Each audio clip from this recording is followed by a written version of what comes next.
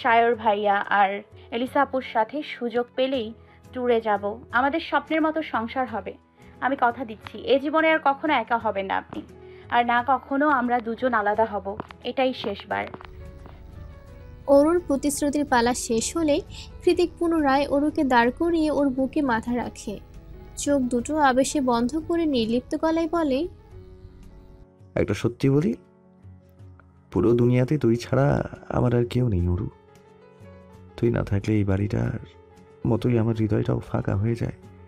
কি ভীষণ যন্ত্রণায় কাতরাই আমি, সেটা কেবল আমার হৃদয় জানে। তুই আমার অবসেশন অরু, আমার মাদকতা, আমার স্লিপিং পিল, আমার দিন, আমার রাত, আমার আশা, আমার গড়ন, আমার ভাঙন, আমার জীবন, আমার মরণ, সব কিছু তুই। তাই কখনো যদি আমার থেকে দূরে যাওয়ার চেষ্টাও করিস, সেদিন তোর যন্ত্রণাদায়ক ভাগ্য আমি নিজের হাতে লিখবো জান। গাড়িতে বসে বসে কালকে অরুকে বলা ব্লেডের মতো ধারালো কথাগুলো ভাবতে ভাবতেই আজ আবারও একবার আওড়ালো কৃতিক। আই রিপিট, আমার থেকে দূরে গেলে তোর জীবনে কালবৈশাখী ঝড় তুলে ছাড়বো আমি। পরন্ত বিকেলে সাইক্লিং করে মাত্র ইকো পার্কের শেষ প্রান্তে এসে থামল অর্ণব আর এলিসা।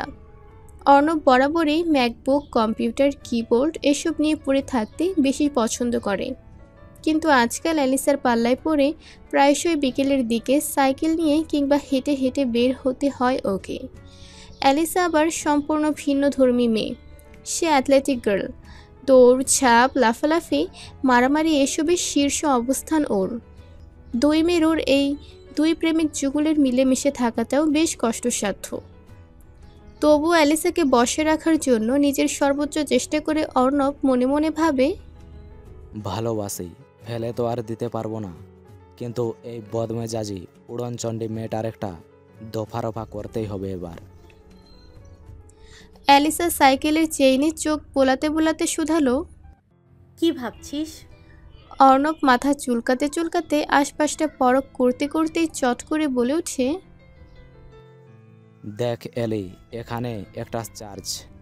অ্যালিসা এক নজর সেদিকে তাকিয়ে ভ্রু কুঁচকে বলল, তো তো মানে চল গিয়ে ফাদারের কাছ থেকে আশীর্বাদ নিয়ে আসি। উপরে উপরে অ্যালিসাকে পটালেও মনে মনে অর্ণব ভাবে, বজ্জাত মহিলা, একবার চার্চে চল, ফাদারের কাছ থেকে বশীকরণ পানি পড়া এনে যদি না খাইয়েছি তোকে, তবে আমার নামও অর্ণব সায়ন্ত নয়। অর্ণবের কথায় অ্যালিসা কিছু একটা ভাবল, তারপর নাসূচক মাথা নাড়িয়ে বলল, না, যাব না, সন্ধ্যা হয়ে আসছে, চল ফিরে যাই।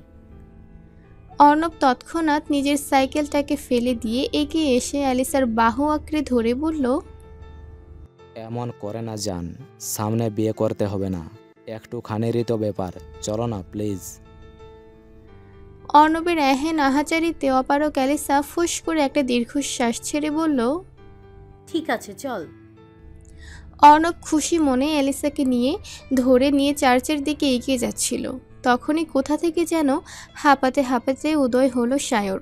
সায়রকে দেখা মাত্রই বিরক্তিতে চিরবিরে উঠে অর্ণব বলে, সালা বিরিয়ানির এলাচি, আসার আর টাইম পেলি না।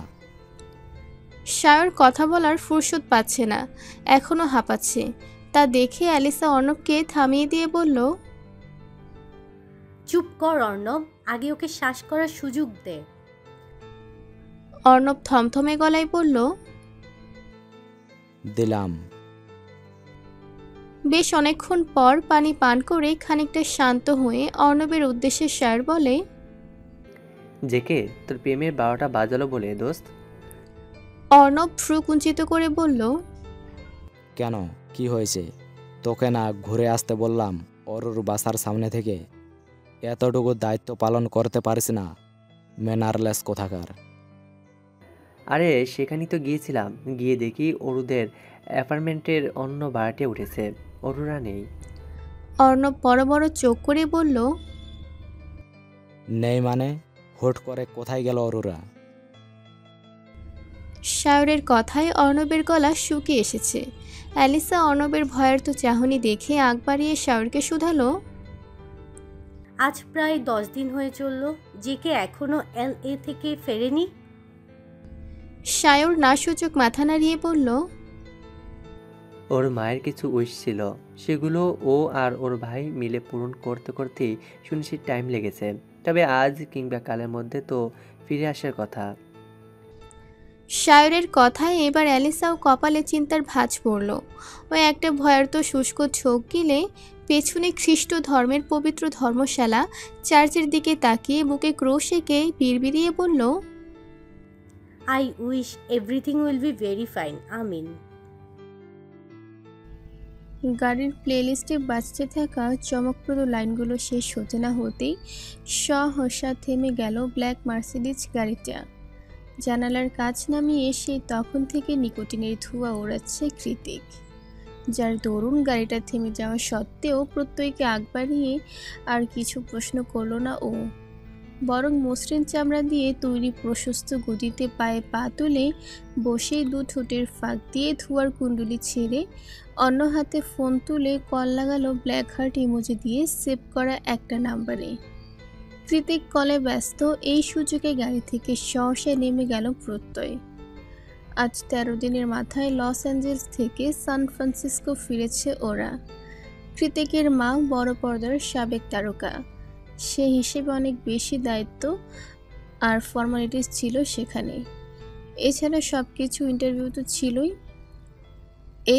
বেশ কিছু ইন্টারভিউ তো ছিলই। কিয়ারা রোজারিওর দ্বিতীয় ঘরের সন্তান রয়েছে ঠিকই, তবে সে একা হাতে সকল দায়িত্ব সামলানোর মতো ততটাও বড় নয়। একসাথে অনেকগুলো ধকলের ফলস্বরূপ পরিস্থিতিটাই বদলে গিয়েছিল তখন। অগত্যা ইচ্ছে না থাকা সত্ত্বেও থেকে যেতে হয়েছিল কৃতিককে। আর আজ কাঁধে জমে থাকা মাতৃত্বের শেষ দায়িত্বটুকুর অবসান ঘটিয়ে সান ফ্রান্সিসকো ফিরে সবার আগে অরুকে নেওয়ার উদ্দেশ্যে ওদের ভবনের সামনে এসে গাড়ি থামাতে নির্দেশ করে কৃতিক।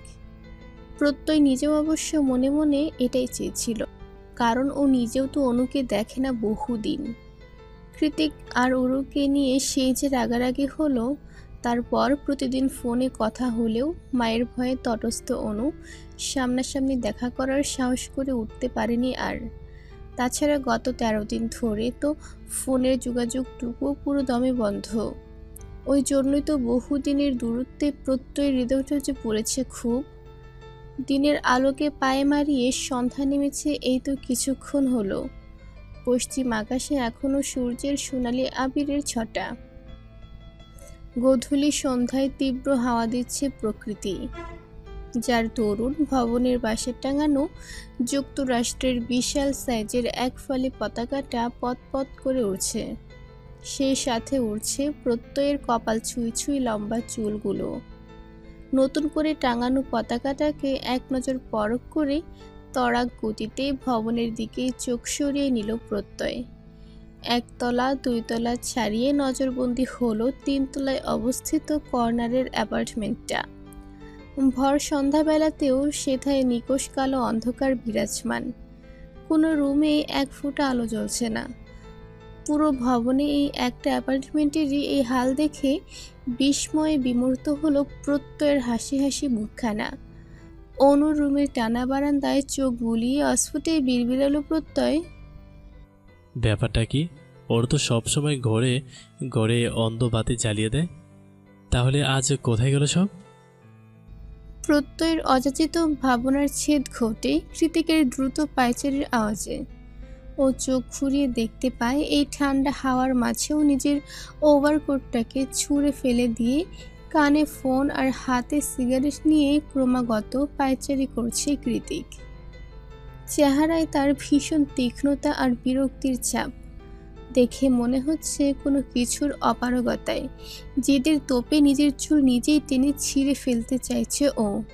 ক্রমশ একই নাম্বারে ডায়াল করতে করতে চোয়াল শক্ত হয়ে ওঠে কৃতিকের। এদিক থেকে ওদিকে পায়চারি করতে করতেই বলে ওঠে, অরু জান বাচ্চা আমার, প্লিজ ফোনটা তোল। এই বয়সে তোর জন্য এত পাগলামি করতে আর ভালো লাগে না আমার, অথচ প্রতিটা মিনিট প্রতিটা সেকেন্ড প্রতিটা মুহূর্তে চিন্তা দিয়ে পাগল করে ছাড়িস আমাকে। এত এত কেন নির্দয় তুই? কৃতিকের বেপরোয়া আর উদ্ভ্রান্ত ভঙ্গিমা নজরে এলে প্রত্যয় এগিয়ে এসে শুধালো, এটি প্রবলেম ভাই? কৃতিক সিগারেটের শেষ টান দিয়ে ধোঁয়া উড়াতে উড়াতে 3 তলার দিকে এক ঝলক তাকিয়ে ভরাট গলায় বলল, অনুকে কল দাও প্রত্যয়, আমার বদমাস বউটা কল তুলছে না। কৃতিকের কথা শুনে প্রত্যয়ের ভেতরটা ধক করে উঠল আচমকা। ও তৎক্ষণাৎ গলা খাদে নামিয়ে বলল, ওরা তো সকাল থেকে কল তুলছে না ভাই। আমি ল্যান্ড করার পর থেকেই কল দিচ্ছি, কল দিয়ে যাচ্ছে ফোন অফ। প্রত্যয়ের কথায় কৃতিকের শক্ত চোয়াল ধারালো হয়ে উঠল কিছুটা। বাজ পাখির মতো তীক্ষ্ণ নজরটা পুনরায় চলে গেল 3 তলার টানা বারান্দায়।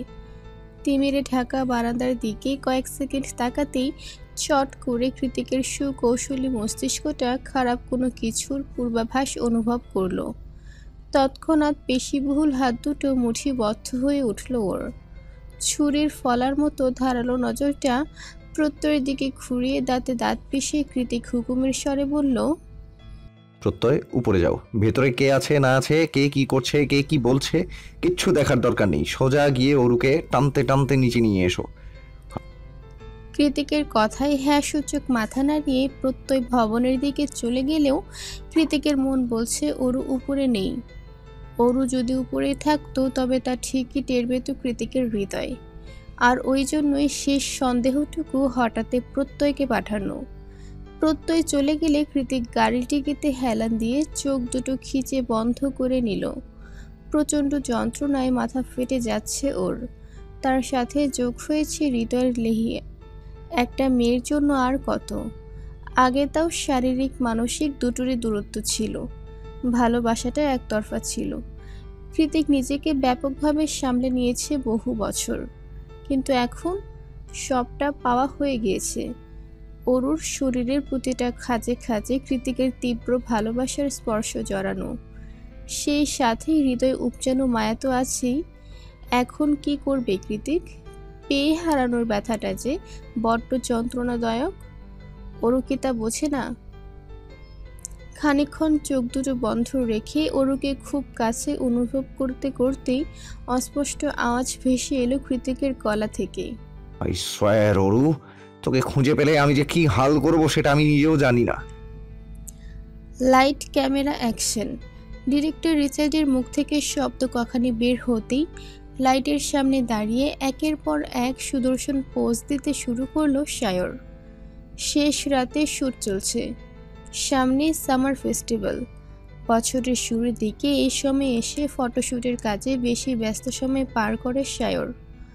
রোগা পাতলা লম্বাটে গড়ন আর ব্রাউন স্কিন টোনের সায়রের নিখুঁত চেহারা আর আত্মবিশ্বাসী র্যাম্প ওয়াকের দরুন গুচ্চি, লুইস ভুইটন, নাইক, কেলভিন ক্লাইনের মতো পৃথিবীর সেরা নামি দামি প্রায় অনেকগুলো ব্র্যান্ডেরই সুপার মডেলের খেতাব রয়েছে সায়রের ঝুলিতে। এত সাকসেস আর প্রতিপত্তির বাইরে গিয়েও না পাওয়ার তালিকাটাও বৃহত্তর। আর এখন এই সময় এসে সবচেয়ে যেটা বেশি প্রয়োজন ওর জীবনে, সেটা হলো জীবনসঙ্গী, যাকে এখনও খুঁজে পাওয়া হয়নি সায়রের। কি জানি কবে পাবে, কার নামে বা লেখা আছে ওর ভাগ্য জুড়ে। ডিরেক্টর সাহেব প্যাক আপ বলতেই সায়র দ্রুত হেঁটে মেকআপ রুমে চলে গেল। ওর পেছন পেছন গেল আরও দুজন স্টাফ, যারা এই মুহূর্তে ওর মেকআপ ঠিকঠাক করবে। সায়র এগিয়ে গিয়ে চেয়ারের ওপর গা ছেড়ে বসেছে কি বসেনি, তার আগেই ঝিমঝিম আওয়াজে ভাইব্রেট হলো ওর মোবাইলটা। কে কল দিয়েছে দেখার জন্য ফোনটা চোখের সামনে ধরতেই তড়াক করে লাফিয়ে উঠল সায়র। ফোনের স্ক্রিনে কৃতিকের রাগারাগি চেহারাটা ভাসছে, তার উপরে গুটি গুটি ইংরেজি অক্ষরে লেখা ব্রিটিশ হিটলার। কৃতিক কল দিয়েছে, তাও এই সময় ব্যাপারটা সন্দেহজনক। ফোনের দিকে তাকিয়ে মনে মনে সায়র বলে, এবার কি করব, কি উত্তর দেব? কলটা কি কেটে দেব? কিন্তু কল না ধরলে তো আরেক বিপদ। হিটলারের বাচ্চা সোজা শুটিং সিটে এসে কেলিয়ে যাবে, তখন আবার মান ইজ্জতের ব্যাপার। কিছুক্ষণ একইভাবে ফোনের দিকে চেয়ে থেকে চোরের মতো এপাশ ওপাশ তাকিয়ে কয়েক দফা শুষ্ক চোখ গেলে ফোন রিসিভ করে ভয়ে ভয়ে কানে ধরল সায়র। ফোন তোলার সঙ্গে সঙ্গে এপাশ থেকে হ্যালো ট্যালো বলার কোনোরূপ ফুরসত না দিয়ে ওপাশ থেকে চেঁচিয়ে উঠল কৃতিক, সায়রের বাচ্চা, আমার অরু কই? কৃতিকের কথায় ছোট করে একটা দীর্ঘশ্বাস ছাড়ল সায়র। মনে মনে বলল, জানতাম যত দোষ সায়র ঘোষ। সায়র উত্তর দে, অর্ণবকে আমি বলে যাইনি অরুর দিকে খেয়াল রাখতে? কোথায় ওই হতচ্ছাড়া? অরুকে খুঁজে না পেরে কিন্তু এলিসাকে আমি নিজে দাঁড়িয়ে থেকে অন্যত্র বিয়ে দেব, কথাটা বলে দিস ওকে। কৃতিক রাগে কাঁপছে, কথার টোনে তা স্পষ্ট বোঝা যাচ্ছে। তাই সায়র আর কোনো রূপ মস্করা কিংবা ভুনিতে না করেই বলল, অরু যে নেই সেটা আরও 2 দিন আগেই জেনেছি আমরা। তোর কথা মতো খোঁজ নিতে গিয়েই জেনেছি। পরে উপায়ন্ত না পেয়ে অর্ণব অরুর বোনের ফোন নাম্বার জোগাড় করে লোকেশন ট্র্যাক করার চেষ্টা করেছিল, কিন্তু কাজ হয়নি, ফোনটা বন্ধ। লাস্ট লোকেশন ওদের অ্যাপার্টমেন্টেই। কৃতিক ক্রোধে ফেটে পড়ে বলল, হাতারাম, তাহলে আগে কেন জানাসনি আমাকে? এতদিন পরে এখন আমি কোথায় খুঁজবো ওকে? সায়র ভয়ার্ত কণ্ঠে বলল, তুই রেগে যাবি, দুশ্চিন্তা করবি, তাই সাহসে কুলাইনি। ওর কথায় কৃতিক দাঁত খিঁচে বলে ওঠে, তো এখন কি আমি ঠিক আছি? তোর কি মনে হয়? কৃতিক জবাব দিল না। অপর পাশে নীরবতা আঁচ করে কৃতিক নিজের অতিরিক্ত ক্রোধ দমিয়ে গলা কিছুটা খাদে নামিয়ে শুধালো, অর্ণব কোথায়? ফোন কেন তুলছে না ও? সায়র বলল, তোর ভয়ে ফোন টোন বন্ধ করে কোথায় যেন গাপটি মেরে আছে, মেবি এলিসার বাসায়। ফাক অফ। কৃতিক শেষ কথাটা বলার সঙ্গে সঙ্গে পিক পিক করে কল কাটার আওয়াজ ভেসে এলো। সায়র একটা স্বস্তির নিঃশ্বাস ছেড়ে বলল, যাক, এই যাত্রায় বেঁচে গেলাম। অতঃপর পরক্ষণেই কপাল জুড়ে সূক্ষ্ম চিন্তার ভাঁজ পড়ল ওর। আয়নায় নিজের প্রতিবিম্বের দিকে তাকিয়ে বিড়বিড় করে আওড়ালো সায়র, কোথায় যেতে পারে ওরও? একটা ক্রোধিত গর্জনের সঙ্গে সঙ্গে মোবাইল ফোনটা শরীরের সর্বশক্তি দিয়ে পাহাড়ের ঢালে ছুটে মারল কৃতিক। সন্ধ্যা রাতে যা ভেবেছিল তাই হয়েছে। শুধু ওরও কেন, ওর একটা চিহ্ন পর্যন্ত পড়ে নেই কৃতিকের জন্য। আর এই ব্যাপারটাই জ্বালিয়ে পুড়িয়ে শেষ করে দিচ্ছে কৃতিককে। হৃদয়ের অসহ্য যন্ত্রণা আর মস্তিষ্কে জ্বলতে থাকা আগ্নেয়গিরির দাবানল যেন একসাথে গ্রাস করে নিচ্ছে ওকে। প্রচুর মানসিক চাপে নিজের অজান্তেই বারবার হাতের পিঠ দিয়ে নাক খসে যাচ্ছে সেই সন্ধে থেকে। মাথাটাকে সামান্য একটু ক্ষণিকের নিস্তার দিতে দেয়াশালায় দিয়ে আবারও সিগারেট ধরিয়ে নতুন উদ্যমে নিকোটিনের ধোঁয়া বাষ্পিত করতে ব্যতিগ্রস্ত হলো কৃতিক। সন্ধ্যা থেকে কতবার যে স্মোক করেছে সে খেয়াল নেই ওর। সিগারেটে পুড়ে সুন্দর ডার্ক ব্রাউন পুরুষালী ঠোঁটজোড়া এক রাতে কেমন তামাটে রং ধারণ করেছে। শেষ রাতের আকাশে মিটিমিটি করে জ্বলছে শুকতারা। তমসাচ্ছন্ন রাতে পুরো শহর ঘুমিয়ে আছে। ঘুম নেই শুধু কৃতিকের দু চোখে। ওর ঘোর লাগা নিদ্রাহীন চোখ দুটো জুড়ে তো শুধু অরুর বসবাস। মেয়েটা হারিয়ে গিয়েও ঘুমাতে দিচ্ছে না, কি আশ্চর্য। কৃতিক যখন বাইকে হেলান দিয়ে স্মোক করতে করতে হিজিবিজি ভাবছিল, তখনই হুড়মুড়িয়ে ছুটে আসে প্রত্যয়। পাহাড়ের চূড়ায় পৌঁছে কৃতিকের দেখা পাওয়ার সঙ্গে সঙ্গে বড় করে দম নিল ও। সেই সাথে হাত দুটো দিয়ে হাঁটুতে ভর করে হাঁপাতে লাগলো কিছুক্ষণ। নিস্তব্ধ রাতে শুনশান পরিবেশে হাঁপুরের মতো উঠানামা করছে প্রত্যয়ের বক্ষদেশ। কোনো মতে নিজের ব্রেথ ক্যাচ করা অস্পষ্ট আওয়াজে প্রত্যয় শুধালো, আপনার ফোন কোথায় ভাই? কৃতিক নির্লিপ্ত কণ্ঠে জবাব দিল, ফেলে দিয়েছি। কোথায় ফেলেছেন? কৃতিক চোখ দিয়ে ইশারা করলো পাহাড়ের ঢালে। প্রত্যয় সেদিকে তাকিয়ে একটা দীর্ঘশ্বাস ছেড়ে বলল, খোঁজ নিয়েছি ভাই, অরোরা সান ফ্রান্সিসকোর কোথাও নেই। কৃতিক বলল, শুধু সান ফ্রান্সিসকো না, পুরো ইউএসএতে যে নেই সেটা আমিও জানি। থাকলে লোকেশন ট্র্যাক করা যেত। অন্য কোনো ইনফরমেশন থাকলে বলো।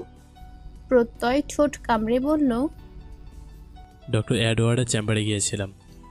কৃতিক এবার সচকিত হয়ে শোধালো, কে বলছেন উনি? উনি বলেছেন বেশ কিছুদিন ধরেই নাকি আজমেরি ম্যাম নিজের চিকিৎসাপত্রের সব কিছু গুছাচ্ছিলেন। এমনকি ওনার কাছ থেকে অনুমতি চেয়ে জানিয়েছিলেন কোনোভাবে এখন দেশে ফিরতে পারবে কিনা। প্রত্যয় বাকি কথা শেষ করার আগেই কৃতিক বলল, এবার সব কিছু ক্লিয়ার প্রত্যয়। আজমেরি শেখ তার মেয়েদেরকে নিয়ে বাংলাদেশ চলে গিয়েছে, কিন্তু ওনাকে এত তাড়াতাড়ি এ কাজে হেল্প করলো কে? কোম্পানির হেল্প নিলে তো আমার কানে ঠিকই পৌঁছাতো, তাহলে কার এত সাহস?